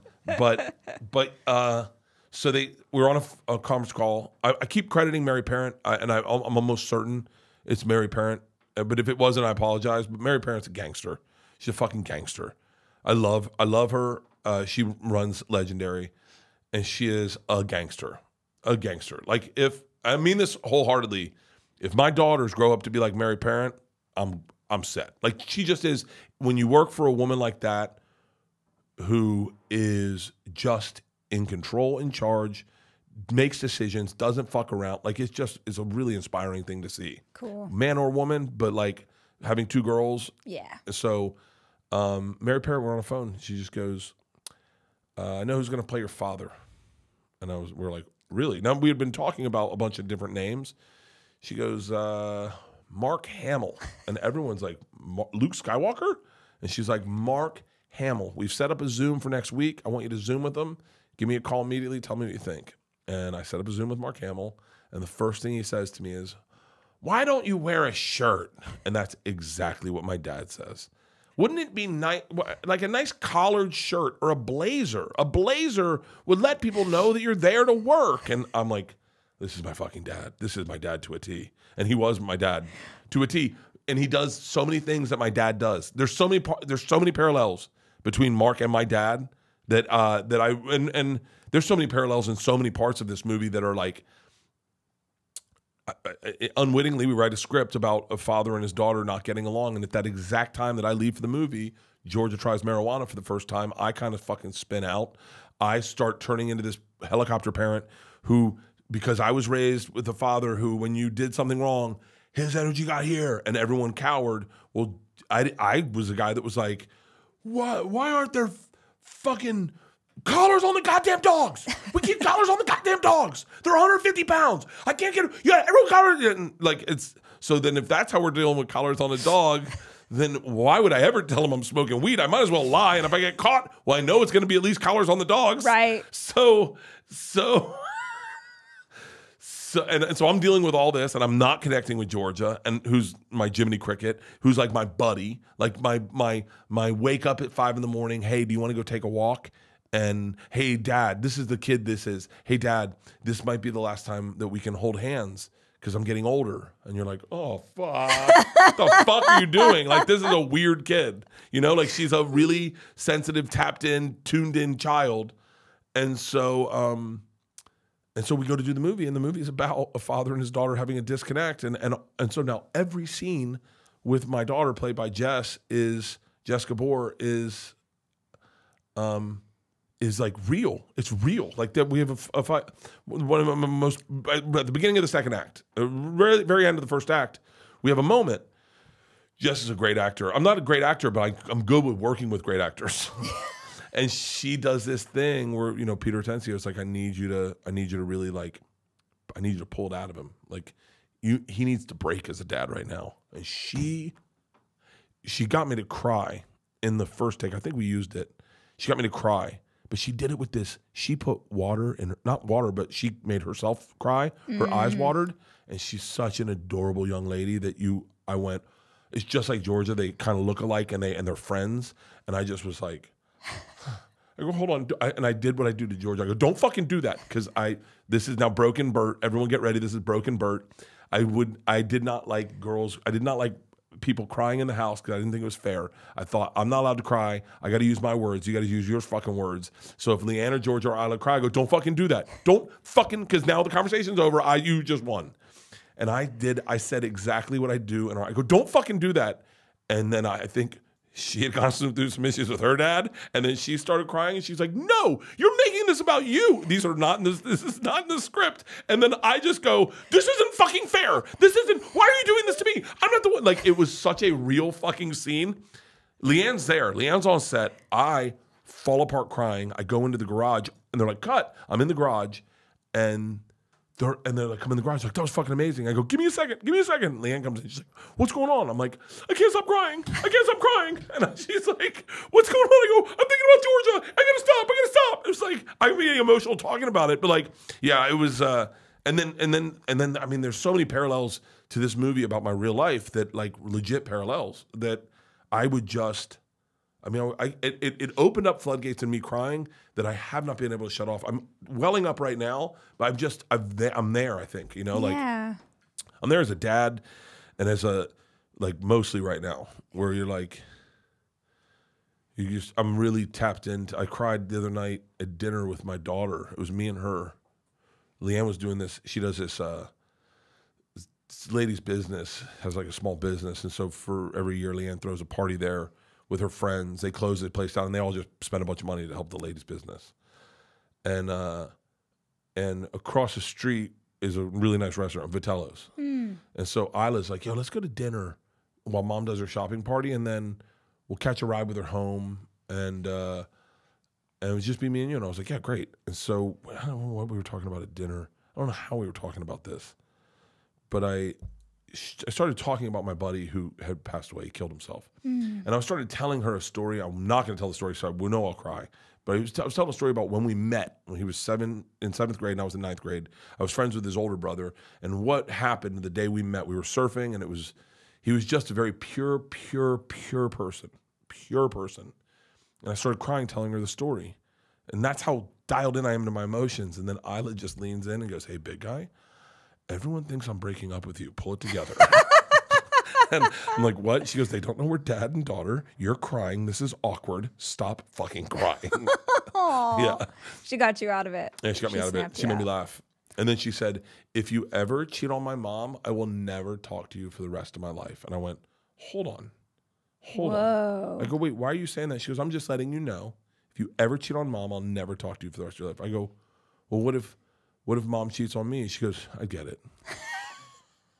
I said, what do you mean you get it? She goes, well, you're gone a lot. She does a lot for you. Like, the woman needs a break, Dad. And then she goes, I can take that back. You're allowed to cheat on Mom with a dude. And I go, what? She goes, I think I could see that. And I was like, what do you mean you could see that? So, yeah, it was a great dinner. Oh, my God. Shout out to Vitello's. Yeah. Were you born in L.A.? No, I was born in Tampa. In Tampa? Yeah. How long have you been here? Maybe since 2000. Okay. I was here for 2001. Yeah, so 2000, so 23 years. You feel like you gues will stay, or everyone's exodus to actually, Texas? No. So like I actually have, if we're gonna really sound totally fantastic, I was working out with Arnold Schwarzenegger yesterday. I hate when that happens. He called me, but I couldn't make the appointment, so I'm glad you got to fill in.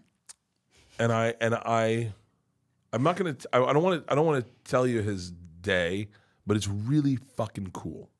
So Arnold every day, every morning he drives to a place, like a really nice place. He leaves his car there and he gets on his bike. He leaves his bike at this really nice place, and then he rides his bike down to Venice Beach, and he goes and works out at Gold's every day. It's every day, and then he rides his bike back to this really nice place and has breakfast there every morning. And then he goes to his house and he starts his day. That's what he does every morning at like 7 in the morning. 7 in the morning? 7 in the morning. It's every day. And we were talking about what it was like to be a movie star and what it was like when it was happening for him and his friends. He was telling me stories about Milton Berle and going to it was really an amazing, amazing experience to hang out with Arnold Schwarzenegger, who inarguably is the largest action star we've ever seen in the world. Yeah.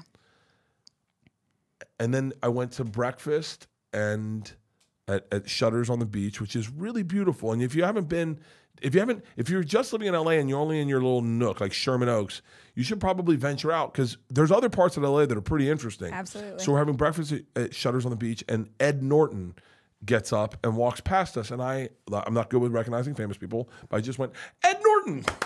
And I started clapping, and he goes, "Hey!" and just walks by, and I go, "It's fucking Ed Norton." And then I did a podcast with Kevin Smith, and I had an epiphany. I had an epiphany driving through Hollywood with my wife, and driving up the PCH into Malibu, up to getting ourselves home. I had an epiphany. And I was like, I want to make Hollywood fun again. I've never really owned this city. I've never claimed this city as mine, but I've been here 23 years, and all my friends turned their back on it. Like Rogan and Tom were like, fuck that place. Yeah. It's a hellhole. Yeah. And I was like, but I live here. Like, why would you yuck your own yum? Like, why would you? And then I went, Hollywood's a badass place, and we have a ton of creative people who all are really interesting people. All you got to do is just it's like having sex with a perimenopausal woman. Like, here we go. Yeah. There are men that go, I watched a dude, a really smart dude, leave his wife, and his wife was awesome. His wife was fucking awesome. And he said with a smile on his face, I upgraded. Did I talk about this in my special? I did. Oh, I don't remember this. It's in the very, very, very beginning. He said I upgraded, and he had and you were like, I could never date someone who's young. Yes, I have a new joke about that, but like, yeah. And so he said he upgraded, and I just was like, that's an interesting way to look at your life, as opposed to loving the shit you got and finding the beauty in it. Just to go like, I'm done with that. And I'm not saying that that's what Rogan and Tom did. Yeah. But for me, it was like, yeah, you can always leave your wife. You can. But you can also be the badass who stays with her for like 50 years. I know, but we're talking about Austin, we're not talking about them and their wives. Yeah. Joe and Tom are in very happy marriages. Yeah. I'm doing an analogy. Of course. So you can always, I can always leave Leanne, change everything, and just get a young chick. Yeah. I've seen them. It's pretty fucking amazing. Yeah. I've showed them to her. I was like, yo, just so you know, that's in my DMs. This is who wants me. And she's like, good luck. Yeah. I'd like to see you fucking try. Yeah. And so I thought that way about Hollywood, and I was like, why not make Hollywood fun as fuck again? This is a city set up for fucking fun. Yeah. Like, why not get Lakers tickets and go courtside? Yeah. Why not go to the Dodgers games and have a fucking blast? Why not? And especially this is like one of the weird things is like, I hate to be using your phrase to you, but you watch sometimes people will yuck their own yum. Yeah. So like someone won't go out and promote a movie because they go, I don't want to feel gross. I'm an artist. And you go, hold on, don't do that. This is what this city's built on, this idea that we're going to promote the fuck out of it, and we made it for the world. We want the world to see it. We're proud of what we do. Yeah. Like, and so with the premiere, I have friends that won't go to premieres. I have friends that go, I'm not into that Hollywood shit. And they think it's cool. I go, that's cool. Then just build fences. Because the thing we're out here to do is make cool shit and hope people like it. And the way you get people to hopefully like it is by promoting it. Yeah. And so I was like, fuck.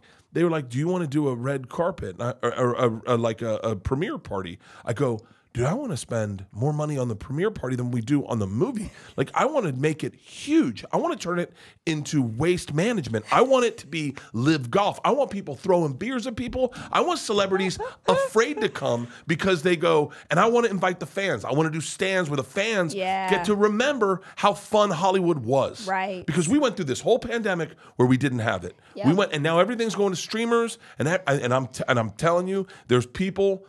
There's no slight on anyone doing shit for streamers. That's badass. I've been on a streamer. I'm very happy with my relationship with Netflix. I have a new thing with I'm there. I have a movie at Netflix. I'm there. Hopefully The Machine, my movie, will end up on Netflix one day. Right now it's in movie theaters. Like, it's old school. And so I want to bring back the old school fun Hollywood where people just did fun fucking shit and they lived out loud. Yeah. And I know that the internet is there and they're gonna shit all over it, but I need to be cool with it and just go fuck it. Yeah. I want to be like Bruce Willis and take a Harley on the red carpet and be like, vroom, and then gratuitously play the harmonica for an hour at a bar where everyone's like, Brucey's out of his mind. Like, I want to rip my shirt. You know, we do it on the road and it's fun on the road. People love it. Like when you go into a bar and you rip your shirt off and you stand on the bar and you do a shoey and the place goes fucking bananas. What's a shoey? It's when you pour. It's a shot out of a shoe. When you pour a beer in a shoe and you drink it out of the shoe. It's very popular in Australia. All right. But like, it's fun when you do it you go on the road. People are always like, "What are you doing here?" And then it's fun. But Hollywood, for some reason, has got this like everyone's too cool for school. And you just, I think, have to find a community of people that have your same intentionality of like, I fucking want to be excited about life. I want to be excited that I'm going golfing with my dad. I want to be excited that the movie's coming out. I want to be excited. Like, it's still, if you can show up to a space that you used to fucking dream about being and you don't feel that, you should leave. And by the way, you should know that your job is inspiring people to examine their lives and go, wait, I want to do it a little bit better. I want to have goals. I want to have dreams. I want to have something that I get to build towards. I may not just be some mom in Des Moines. Yeah. Maybe I can do something. Absolutely. Maybe I want to do something. You know, Leanne went through that and went through this self-discovery of like, she said, I have no point in my life. And I was like, what? She's like, the girls are like up and running. Yep. And I have no point. Like I have no purpose. Yep. And I was like, okay. She's like, I go, well, let me help you find your purpose. And she was like, well, what if I don't have one? I said, everyone's got a purpose. Mm-hmm. You can find your purpose. And she was like, well, what do we do? I said, well, let's start with a podcast. Yeah, I saw she was like, wait, what would I talk about? I go, it doesn't matter. Yep. I go, just do it for you. It's almost like therapy. If you talk to other people for a couple hours every day, you do get to some interesting places. Yeah. I mean, I'll tell you right now, the man I met, and not to go back to Joe, but it's a very tangible point, but the man I met 12, 15 years ago is not the man I will see next week. He is so much wiser, insightful, thoughtful person than who he was when I met him. Yeah. I mean, and by the way, just listening to his podcast has forced me to be way more introspective and thoughtful about things I say, things I think, the way I feel, like everything. I'll match your moment with another moment. Every time I go on stage. So I started taking my shirt off on stage to remind myself it was fun. Because I was like, I would be in Dayton, Ohio. It's just a place I definitely remember being depressed as fuck. And it was not, I remember thinking it was sold out, and Doc, the club owner, goes, oh, no, it's not even closed. And I went, what? And he goes, well, hang on. I think you're not looking at the empty seats. And I went, no, I'm just looking at the people. And he goes, yeah, it looks like it's packed, but in order for it to be a sellout, people have to be sitting the wrong direction to watch the show. And I went, oh. He was like, yeah, we just removed some seats to make it more comfortable, but that's a 4-top, not a 2-top. And I went, oh. And I went, oh, that fucking sucks. And then all of a sudden I was deflated, which I then took it as a lesson, but I was deflated, and I went, well, fuck. And to remind myself that this job should be a fun time, I started taking my shirt off. I started taking my shirt off on stage and killing a beer just to remind myself, hey, let's have fun up here tonight. Yeah. Let's make sure that they paid money. Let's make sure we have a good time.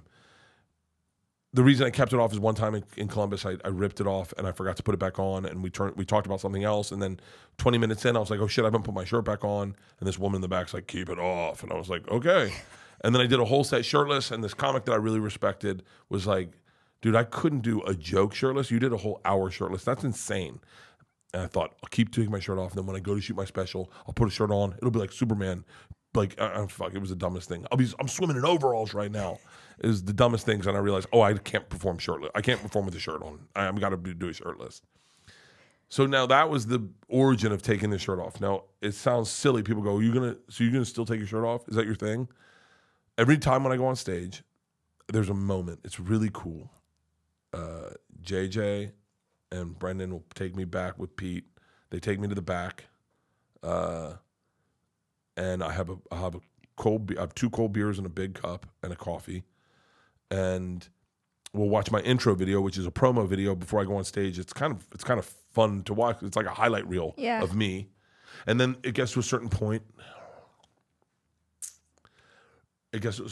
Where I have to crouch down because you have to hide, and I look up and I see the name of the arena I'm performing in, the P&G Paint Center or whatever, or fucking Amalie Arena in Tampa. Like, you see the arena name on the top, or you see Boston Garden, you see all the Celtics jerseys hanging up there, and you go, whew. This might be the last time I get to do this. Like, it just is like overwhelming. And then you get out on stage and you feel 19,000 people, 15,000 people stand up and cheer for you, and Creedence Clearwater Revival's playing Fortunate Son. And it sounds so silly. It sounds so silly. This is what a meathead I am. But then when I kill a beer and I rip my shirt off, and you hear that pop of those people going, yeah, like I'm so lucky I took my shirt off in the first place, because it's so fun to feel that energy of people back. I go, the second I stop enjoying that goofiness, the goofiest thing of taking your stupid shirt off and killing a beer. I mean, that frat boy meathead tailgate energy that makes me so fucking happy. I go, the second I stop feeling it, I'm done. Because it's just. I mean, the silliest things. I could talk to you forever. Why don't you come on my podcast? I would fucking love that. I would love that. Come on my podcast. Yes, Peter has the information. You can tell Jack. Come on my podcast, and I'll have Leanne sit in. I would love that. Because Leanne will give you, I'm a bad I'll interviewer. Get both parts of the story. Leanne will be like, Can we have drinks on your podcast? Is that a thing? You have I haven't done that yet on a show, but I feel like I'm ready for it. I think you are the one that I'd like to. I think you're gonna like, and you're gonna walk away and go, because Leanne gets you, like she gets you. Yeah, when you said that, I just for real, like connect her with me. I'll fucking help her find her purpose. Like this is what I do. Oh, she's got her purpose now. She's running my fucking business, and she is a fucking bulldog. Awesome. She's a bulldog. She goes, "Can I run your business?" I go, "Yeah." She goes, "I'm gonna start firing people." I was like, "Hold on." Okay. Slow down. She's like, "You're first." Oh, she has her purpose hardcore right now. She is running our business, and she is fucking. She is on it. She picked the right path, and she will be thrilled. Yeah. Thrilled. I would love that. Thrilled. She's gonna go. Hold on. I'm gonna fly Georgia down here. She needs to be in here. We'll have Georgia down. I'll let Georgia. I won't let her drink much, but I'll have her a sip of wine, a sip of champagne, just as a toast now. Now all of a sudden the accent's changing. She's a fucking accent. Because I do want to promote it, because this is why you're here. Yeah. Will you tell listeners where are they finding the movie? When's it coming out? When are they lining up in the bleachers to scream for you while you ride the Harley down the red carpet? Our premiere's in Brentwood, right? The Village Regency. Yeah. Yeah, the Village Regency Theater. Just come down. Just if you're around, just show up and get a cup of coffee down there and just walk over and see if you see anybody. That's all. Old school Hollywood. Just have fun. Just have fucking fun. Take your shirt off. See what happens. Yeah, it's Memorial Day weekend. It's in theaters. It's The Machine. You can go to themachine.movie to buy get your seats. So what we're doing is we're doing an in-theater event that'll stream live into the theaters on the 25th. Cool. So people can get their tickets for the 25th and watch us stream live from the red carpet. Awesome. And so I thought that would be fun. It's what we do in podcasting, and I'll do a little bit of presentation. Maybe we'll talk about the movie. I'm sure I'll cry. Yeah. I'm certain I'll cry. I said, ideally, I would do that presentation, and then right as the house lights went down, someone would chloroform me and then put me into a coma for like 5 days and wake me up and go, your body's rested. Right. We've got your hydration levels back. You're off caffeine. There's no alcohol in your system. You lost weight, by the way. You're not as bloated and red as you used to be. But yeah, it was the machine.movie is where you can pre-order your tickets to get a seat at the theaters. I want people to take a look at this weekend, Memorial Day weekend, and eventize it for themselves. And I would ideally want you to know I put a lot of time and effort into this movie. A lot of great people worked on it.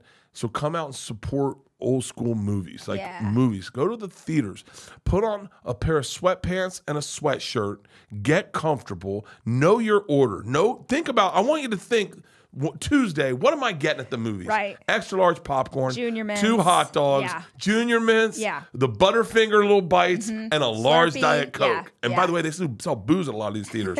Sneak in your own booze. Take your shirt off in the theater. Send me a picture at BERT KREISCHER. I'll repost it on Instagram. But have fun with it. It's like people don't make movies so that, I mean, some people make movies so you can cry, but like some people don't make movies to not have a fucking blast with it. So have a fucking blast with it. Enjoy it. It's a big budget Hollywood action comedy. It's fun. It's going to be bigger than you expect. I think you're going to be surprised at how fun it is. And by the way, support live comedy. We got the Fully Loaded Festival all summer. We're doing 4 weeks, 2 in June, 2 in July. I've got 15 comics now. I think 15 comics that are on it. Wow. We go around the country. We're starting in Forest Hills at the tennis arena, and then we end at the Gorge in Washington. We just added Bruce, who's one of my favorite comics in the world. So I'm really lucky. Lewis Black, David Tell, Shane Gillis, Mark Norman, Big J. Okerson, Dan Soder, Tiffany Haddish. I mean, it's a who's list of the best comics in the business. They're doing how long are their sets? Everyone does like 20. So everyone murders. Cool. Everyone murders. Like we're doing it outdoors. Stuff. We're doing it in arenas. Kevin Smith's going to come out and do. I think he's going to do New York. Arnold Schwarzenegger said he wants to come out and do one. I'm being dead serious. I told him. I said, I got a private jet waiting for you. I will fly you out in a private jet. You come out. Fortune Feimster's on it. She's got a new movie, a TV show with Arnold. And so I said, Arnold, I will fly you out. And he was like, I want to be on the one with Fortune. Maybe I'll come to Traverse City. And I was like, great, come to Traverse City. He goes, I want to come on stage and tell a joke. He was like, great. He goes, I have a problem. I go too hard on the people. He was saying this is the funniest thing. He goes, Milton Berle told me, hey, roast this guy. You say, hey, he's an overweight guy. He retains water. Looks like he's retaining Lake Mead. And then he goes, and then I go to do it. And I'm just a little too mean. I'm like, look at this fat fucking piece of shit. We were laughing so hard. He goes, I burn. I don't just singe, I burn. Look at this fat fucking piece of shit. Oh, he retains water also. I'm doing a horrible Arnold Schwarzenegger impression. I loved it. But yeah, so The Machine in movies, Memorial Day weekend. Go out to the movies. And Razzle Dazzle's on Netflix. Yeah. And you'll laugh so hard you can't breathe. I loved this podcast. Thanks. This was a fucking blast. Thanks. You have to come back when it's actually decorated and not I'll tell you what. Show. Come out, do my podcast. I would love to. And we will have a blast. Okay. I was getting up in front of people and just doing impressions and characters. There was no real joke in there. It was just the fact that I could nail the voices. Yeah. That everybody was like, oh, that's cool. And so little by little, I just started making those voices do funny things.